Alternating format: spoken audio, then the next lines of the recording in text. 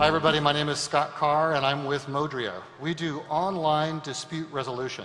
The team at Modria all came out of eBay and PayPal, where they built the online dispute resolution system for those companies, processing 60 million disputes a year, 90% of them with no human intervention.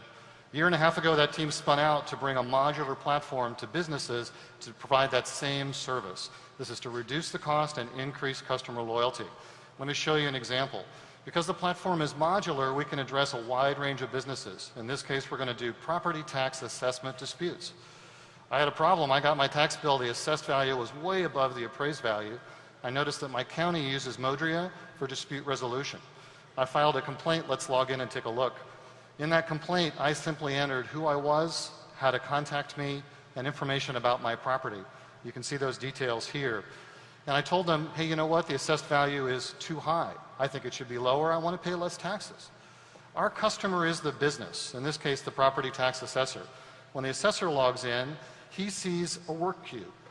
And in that work queue, it says, well, sure enough, Citizen Scott Carr says he has a complaint. Let's take a look, see what it is. It says, you know what? He thinks his property value is too high. In this interface, we're able to enforce facilitated communication.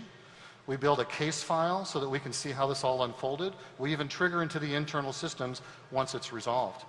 Here he says, you know what, send me some docs and show me what your basis for the problem is. We go back, I got an alert on my phone. It says check Modria. Sure enough, I find out the assessor says he wants more information. I'm able to go in, say, I'll tell you what, I'll upload my latest appraisal so that you can see what I'm saying. This system allows us to address, initially, businesses looking to resolve consumer complaints. While at eBay we saw that not only could we save tens of millions of dollars a year, but we drove a 37% increase in customer loyalty. It's the missing piece of the internet economy. My name is Scott Carr, and we're Modria. Okay, very good. Who picked it and why? It was, you know, I heard team from eBay working on dispute resolution, and I was like, oh, that sounds like a winning proposition. I mean, eBay probably has the most disputes imaginable to resolve because, you know, did you ship it to me? Did you not ship it to me? And now you're going to bring that technology to e-commerce, to the internet as a service. It seems like pretty much a no-brainer. Question. Yeah, I actually have a question this time. So if this is amazing and eBay needs it and this is what they do, how did you sneak it out of eBay? So we were able to take it into the parts of the commerce that eBay doesn't focus on. If you think about commerce in general, roughly 3% of online and offline transactions result in a dispute. It's about 400 million disputes a year. And so we were able to take that technology into the other markets that eBay doesn't serve. Initially, staying away from some of the other e-commerce providers, but ultimately we'll go back to them as well. So you have, is it a spin out from eBay, or you guys have long left eBay? So we're all out of eBay now into Modria with a perpetual license to the technology. So eBay authorized the perpetual use of the technology? They did. And in Okay, fact, wow. some of the eBay marketplaces are our customers. Okay, interesting. More questions? Good question, Brian. Comment and a question, actually. I really like this. I've just been going through a lot of these problem points with trying to figure out dispute resolution with mainly government agencies. So far, sorry, to clarify, not in that form, but like property taxes. Exactly what you just mentioned right there. So are you going after certain verticals that are a little more behind the times, or are you just targeting like more widespread across the board, certain types of businesses? The vision is broad-based, but in the short term, we're going after verticals where we think that there's a clear problem and missing technology, and we're going after aggregation, where one configuration of the platform gets access to lots of cases. And so it's very much a B2B go-to-market strategy with a series of vertical marketing, but it's modular, not customized, so we can configure for each different workflow. How does the pricing work? We get paid on a per-case basis. And the range is wide. It's sort of $10 to $250, but the average is $30. Okay. What your example was a government to consumer, That's right. citizen. That's right. But your background is business to consumer. Do you have any customers or proof cases with government? How good are they interested in participating? Government or Government.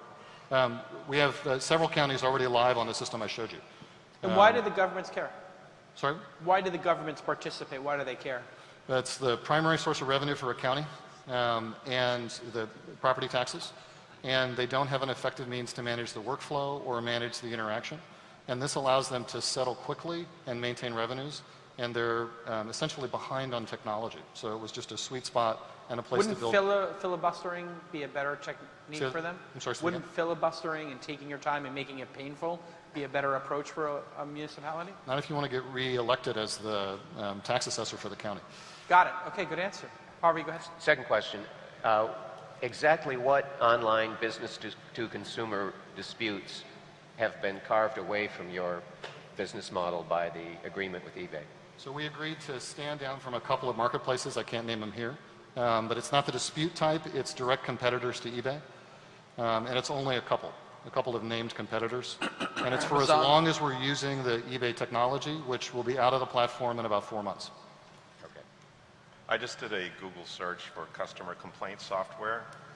There's lots and lots of companies that do this. So what's your competitive advantage?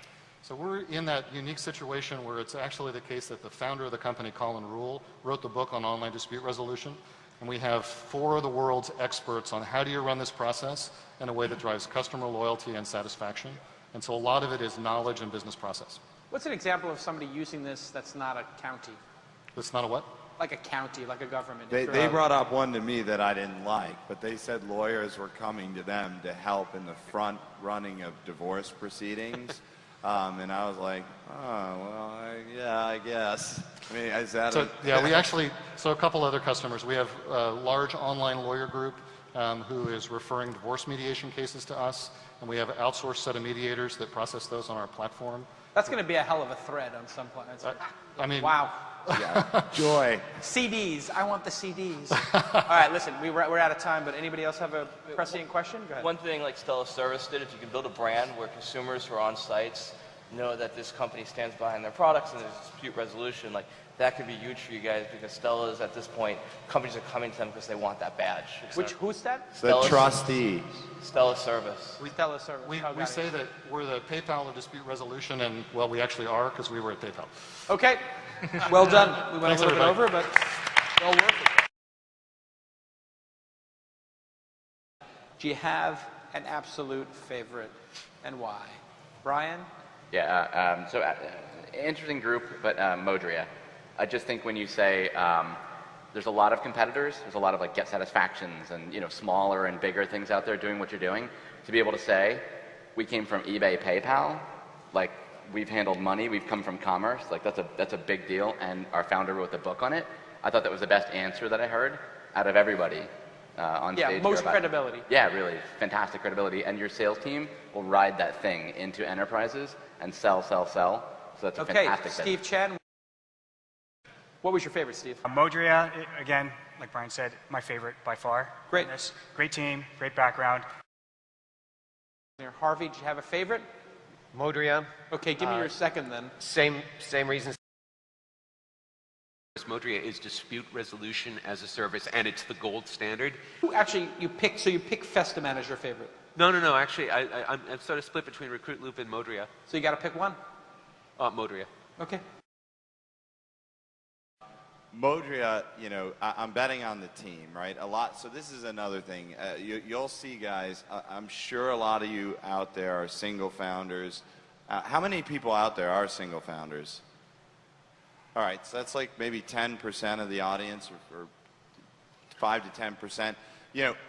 Finding that co-founder and finding that team member that complements your skills is really key. And for them to be able to get up and be like, we're the team from PayPal. We got the #1 domain expert as our CEO.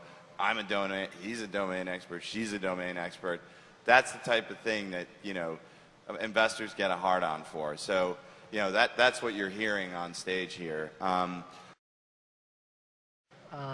think online disputes is a big issue. We certainly have a lot of those issues in e-commerce and in marketplaces. The concern there, as Don pointed out, there's a lot of companies trying to attack that space. At Zappos, you guys took an insane approach of saying the customer is always right even when they're wrong.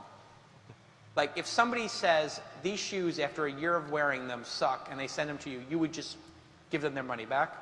But for the most part, we give them one-time exceptions. There are people who abuse the privilege, and we have taken the approach that we don't try to create rules or regulations or policies for the 1% or 0.1%. And so if you have a sort of situation where the resolution is only for 1 or 0.1%, it becomes a very, very small market. But I do believe that it's a big issue for eBay. It's a big issue for marketplaces like Airbnb. It's a big, and... So it never became an issue for Zappos? Like, did you ever have people, what was the worst behavior of a customer? Did you have somebody wear the shoes for 2 years and then send them back and then do that every year to you? We had that for a few people, but not, there's always some story, some sob story that you dig into it and it's actually true. So we had a woman who had a really high return rate, and we try to like understand what happened.